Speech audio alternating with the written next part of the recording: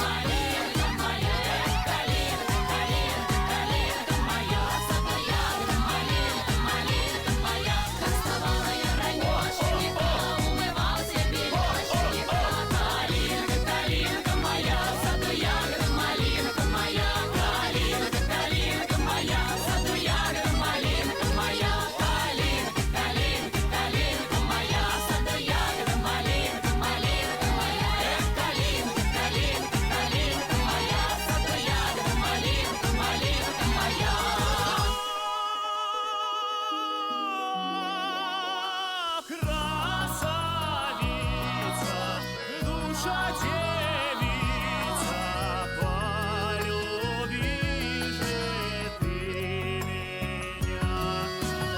Ай, люли-люли, ай, люли-люли, полюби же ты меня.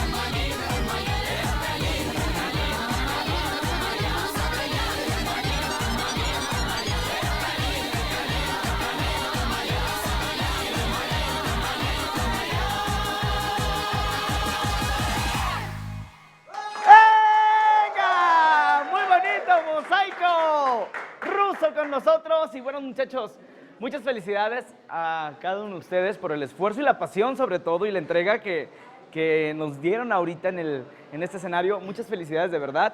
Gracias por estar con nosotros. Y bueno, yo sé que tienen presentaciones. Cuéntenle al público. Ok, la próxima Tranquila, presentación. tranquila. Ay, es que me canso. Es el próximo domingo en Perisur, en el Centro Comercial Perisur, a las 5 de la tarde. También vamos a inaugurar el festival. Me canso.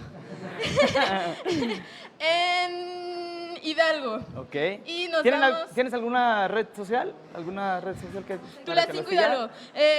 Mosaico Ruso en Facebook. Muy bien, ahí está. Fuerte el aplauso para Mosaico Ruso.